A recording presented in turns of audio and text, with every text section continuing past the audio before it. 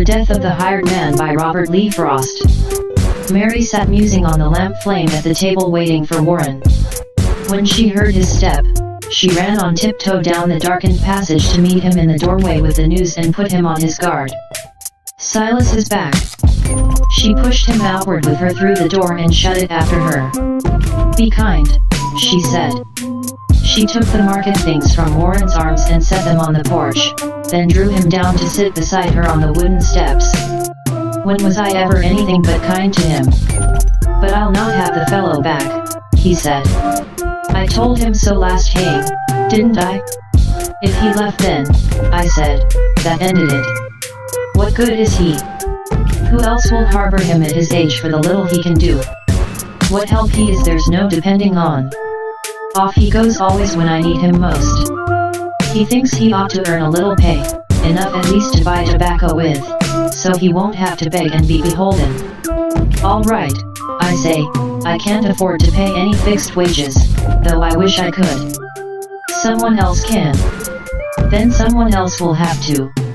I shouldn't mind his bettering himself if that was what it was. You can be certain, when he begins like that, there's someone at him trying to coax him off with pocket money, in haying time, when any help is scarce. In winter he comes back to us. I'm done.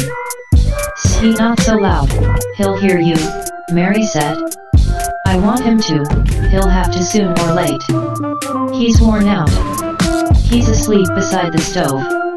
When I came up from Rose I found him here, huddled against the barn door fast asleep, a miserable sight, and frightening, too.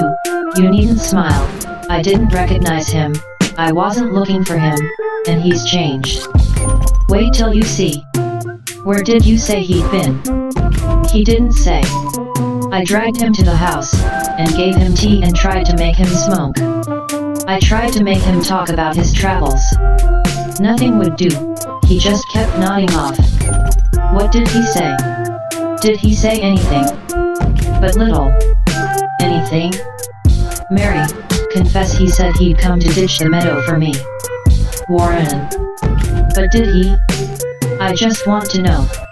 Of course he did. What would you have him say?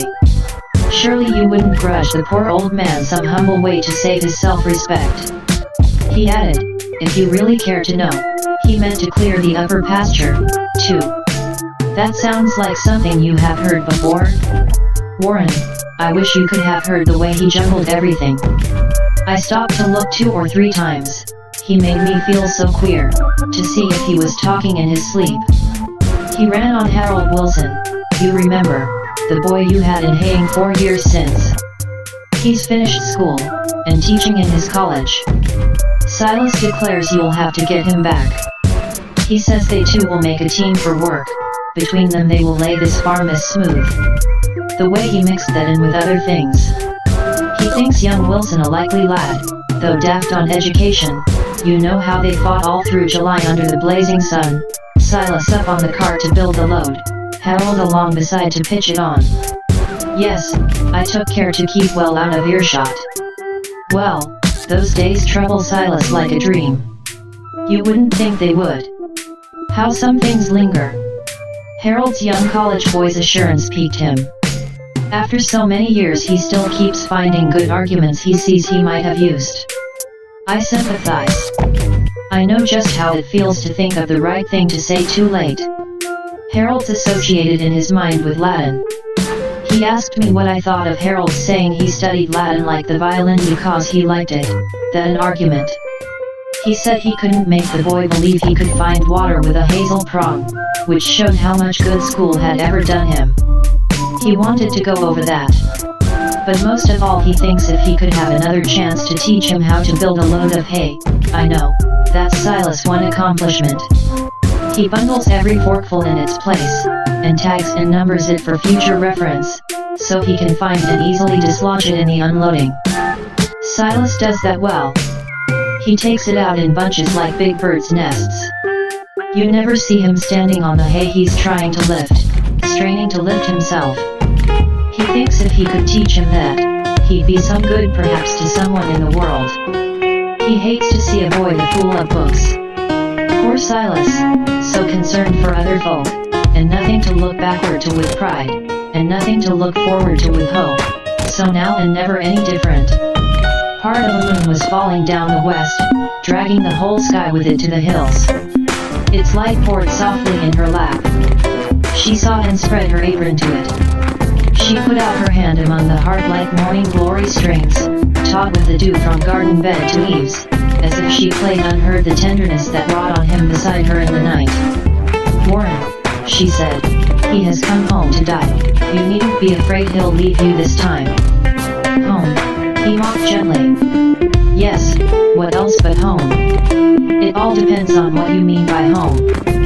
Of course he's nothing to us, any more than was the hound that came a stranger to us out of the woods, worn out upon the trail. Home is the place where, when you have to go there, they have to take you in.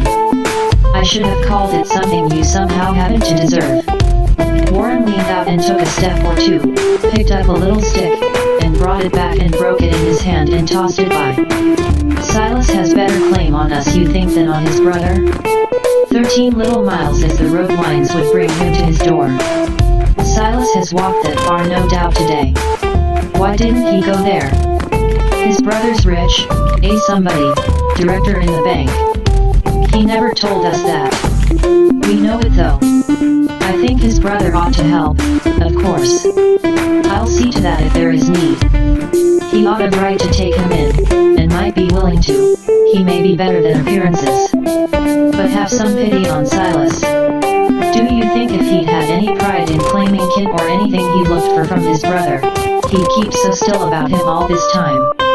I wonder what's between them. I can tell you. Silas is what he is, we wouldn't mind him, but just the kind that kinsfolk can't abide. He never did a thing so very bad.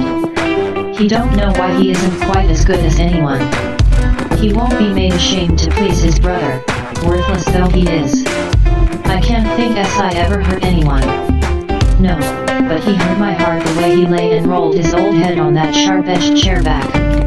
He wouldn't let me put him on the lounge. You must go in and see what you can do. I made the bed up for him there tonight. You'll be surprised at him, how much he's broken. His working days are done, I'm sure of it. I'd not be in a hurry to say that. I haven't been. Go, look, see for yourself. But, Warren, please remember how it is, he's come to help you ditch the meadow. He has a plan. You mustn't laugh at him. He may not speak of it, and then he may. I'll sit and see if that small sailing cloud will hit or miss the moon. It hit the moon. Then there were three there, making a dim row, the moon, the little silver cloud, and she.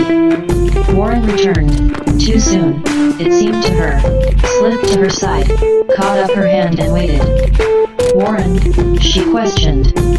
"Dead," was all he answered.